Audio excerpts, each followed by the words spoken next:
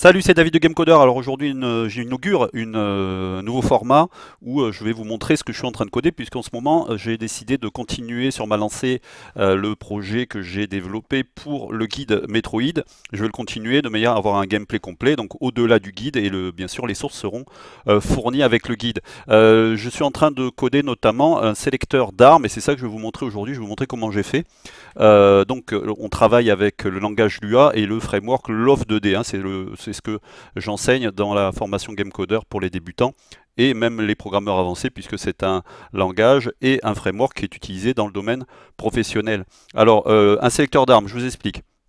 Dans mon sprite, dans ma sprite sheet, j'ai des armes ici, donc j'ai décidé de les utiliser. Donc je vais utiliser le gun normal, un gun avancé, la bombe, et puis on va pouvoir aussi ramasser des cartes magnétiques pour passer certaines portes. Donc pour moi, en gros, c'est le sélecteur, comment dire, c'est un peu l'inventaire, hein. On sélectionne ce que le personnage a comme objet actif, et donc en fonction de l'objet actif, quand on appuiera sur une touche, ben, soit ça pourra ouvrir une porte, soit ça pourra tirer, soit ça pourra déposer une bombe par exemple. Donc du coup, ben, j'ai ça dans ma spreadsheet. J'ai relevé ici les numéros des objets dans la spreadsheet. Comme j'ai déjà tout découpé en quad, je vous avais expliqué ça dans une précédente vidéo, j'ai plus qu'à utiliser ces quads là. Alors comment j'ai fait? Je vous explique globalement. En gros, ben, je vais vous faire un schéma, tiens. Ça va être plus cool. J'aime bien faire des schémas. Un schéma, tac. On va faire tableau blanc. Donc ça, c'est les trucs que je vous avais expliqué pendant le live. Hop. L'idée, c'est d'avoir une liste d'objets qu'on va pouvoir manipuler, qu'on va pouvoir ramasser. Donc, ok, il y a une liste avec des objets. Chaque objet, je le décris par son nom, qui va être pouvoir utiliser par exemple dans un texte qui s'affiche, genre le personnage s'est équipé avec pistolet, le personnage s'est équipé avec carte magnétique, etc. L'ID du quad qui le représente graphiquement. D'accord. Et ensuite, j'ai deux états. J'ai active, euh, qui veut dire que on l'a ramassé. En gros, si on l'a pas ramassé, ben, il est disponible potentiellement, mais tant qu'on l'a pas ramassé, on peut pas le sélectionner, bien sûr. Et ensuite, on a, je me rappelle plus ce que j'ai fait comme truc. Voilà, équipé. D'accord. Donc du coup, on pourra équiper l'arme, l'objet sur le personnage. Ensuite, ce que j'ai fait, c'est qu'au niveau de l'écran, j'affiche tous ces objets les uns après, à côté des autres. Donc là, je crois que j'en ai 4. Je les affiche avec de l'alpha s'ils ne sont pas actifs. C'est-à-dire que je les affiche en très, comment dire, en juste suggéré, hein. Je mets une grosse transparence, donc on ne les voit pas beaucoup. Et ensuite, si jamais, bien sûr, ils sont actifs, je les affiche en pleine couleur. Et ensuite, s'il est sélectionné, j'affiche un cadre autour. D'ailleurs, maintenant que je vous explique, je me rends compte que ça, je ne l'ai pas utilisé. J'ai plutôt utilisé une variable séparée qui s'appelle selected, et c'est un chiffre, donc par exemple 1, 2, 3 ou 4. Ensuite, le casse-tête, c'était si jamais, par exemple, j'ai que deux armes. J'ai que celle-là et celle-là que j'ai ramassée. Quand on appuie sur la touche Tab pour sélectionner, je voulais qu'on puisse avoir soit celle-là qui est sélectionnée, soit celle-là qui est sélectionnée. Et pas les autres, puisqu'elles ne sont pas équipées. En gros, on ne peut sélectionner que les armes qu'on a ramassées. Donc du coup, ben, j'ai dû faire un petit algo. Ben, ça, c'est de la programmation standard. Quand on débute, ben, c'est le genre de casse-tête qu'on va avoir. Et je vais vous montrer l'algo que j'ai fait. Alors c'est un algo, c'est mon idée, hein. Il y a sûrement d'autres manières de faire. Mais ça fonctionne. Je vous montre ce que ça donne. Donc déjà, on ne peut pas ramasser encore les objets dans le jeu, je ne gère pas encore les collisions avec les éléments du décor, ça sera sûrement demain. Du coup, ce que je vais faire, c'est que je vais activer, par exemple, le pistolet ici, et la bombe.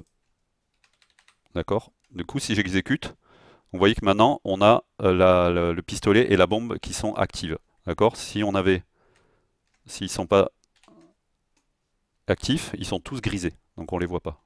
On peut zoomer d'ailleurs, hein. Voilà, vous voyez que là, ils sont tous grisés. Okay, si j'appuie sur Tab, il ne se passe rien, puisqu'on peut en sélectionner aucun.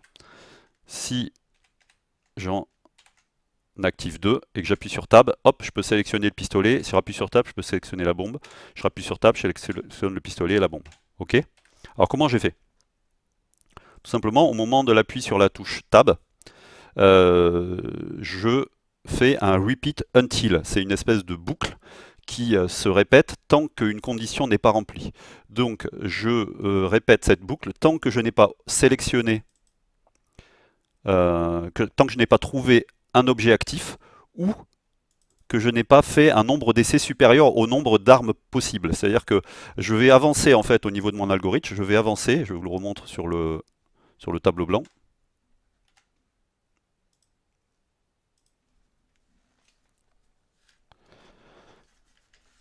L'idée c'est que je vais avancer, je vais sélectionner celui-là. Ensuite, s'il n'est pas actif, je vais sélectionner celui-là. S'il n'est pas actif, je vais sélectionner celui-là. S'il est actif, je m'arrête. S'il n'est pas actif, je vais sélectionner celui-là. S'il n'est pas actif, je boucle bien sûr, je reviens au premier. S'il n'est pas actif, normalement je vais continuer, mais du coup ça ferait une boucle infinie. D'accord? Mais pour ne pas faire de boucle infinie, je compte un nombre d'essais. Et si le nombre d'essais est supérieur à 4, alors je sors. C'est-à-dire que ça y est, j'ai essayé sur les 4 objets. Donc ça sert à rien de continuer. On s'arrête là, on sort, et du coup, vu que j'en ai sélectionné aucune, j'en ai trouvé aucune, je dis qu'il n'y a pas d'arme sélectionnée. Ok. Ensuite, au niveau de l'affichage, tout simplement, je parcours toutes les armes qui sont dans ma liste. Donc je fais un for sur le nombre d'éléments de ma liste. Si l'arme est active, je l'affiche en couleur normale. Si elle n'est pas active, je l'affiche en 0,3 d'alpha. Ensuite, je dessine l'icône de l'arme, donc avec l'ID, je vous disais, ici, que je vais chercher dans mes quads.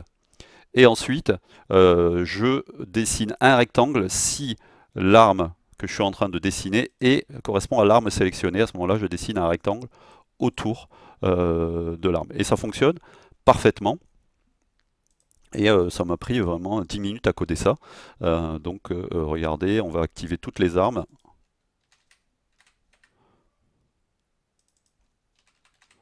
On va virer le équipé qui sert à rien, puisque j'ai utilisé une variable séparée, ce qui est beaucoup plus simple. La variable séparée, elle est là.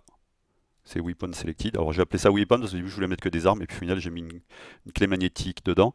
Mais c'est le classique quand on programme, c'est qu'on prévoit d'abord un truc et puis on évolue. Alors je pourrais éventuellement renommer ça en l'appelant objet par exemple. Donc voilà, là j'ai tout qui est actif. Du coup, si j'appuie sur table, ça sélectionne le premier et je peux tous les sélectionner. Vous voyez, là je suis en train d'appuyer sur table. Je peux aller sur celui-là, celui-là, celui-là, celui-là. Hop, voilà.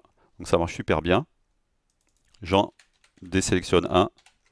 Donc le deuxième, il n'est pas actif. Je peux sélectionner de là et ça va passer directement à celui-là. Donc vous voyez, quand j'appuie sur table, il va faire arme sélectionnée, arme sélectionnée plus une. Tac. Est-ce qu'elle est active? Non. Je boucle. Est-ce qu'elle est active? Oui. Tac, je m'arrête dessus et je sors. S'il n'y en a aucune d'active, on dépasse le nombre d'essais possible et on se retrouve en dehors de la limite, et du coup on n'en sélectionne aucune. Voilà, je vous ai expliqué tout ça, je vous ai expliqué aussi comment je faisais pour dessiner dans un canevas et faire, ça c'était l'autre jour. Je vais pouvoir faire maintenant la sélection, les collisions. Donc on va pouvoir ramasser des diamants, on va pouvoir ramasser des armes. Donc j'ai déjà là dans mon level design juste ici la carte magnétique qu'on va pouvoir ramasser. Et du coup, on l'aura en haut à droite. Et les diamants qu'on va pouvoir ramasser avec un compteur pour l'instant qui est un compteur texte. Donc là, c'est un 0 barré. On dirait que c'est un 8, mais c'est un 0 barré. Voilà, après, je vais mettre les tirs, etc. Tout ça, je vous le décris pas image par image, étape par étape, dans le guide de programmation. Si vous voulez apprendre à programmer avec moi, je vous rappelle que je suis le fondateur de la formation GameCoder et que vous pouvez avoir toutes les informations dans la description de la vidéo. Vous pouvez également me rencontrer le 3 novembre à Paris au Reset Bar. Donc il y aura une grande rencontre avec les élèves et les sympathisants de GameCoder. Si vous êtes intéressé par la programmation de jeux vidéo, que vous habitez proche de la région parisienne, que vous avez envie de faire le déplacement, venez me rencontrer le 3 novembre. C'est pendant la Paris Games Week. Donc je serai aussi présent en visiteur à la Paris Games Week le 2 novembre. Voilà, je vous embrasse, je vous dis croyez en vous, abonnez-vous à ma chaîne, mettez un pouce comme ça sur la vidéo. Et puis on se revoit bientôt, peut-être demain, peut-être lundi pour la suite. Et si ça vous a plu ce genre de format où je vous explique un petit peu ce que j'ai codé, ben, n'hésitez pas à mettre des pouces comme ça et puis j'en ferai d'autres. Allez, salut, croyez en vous.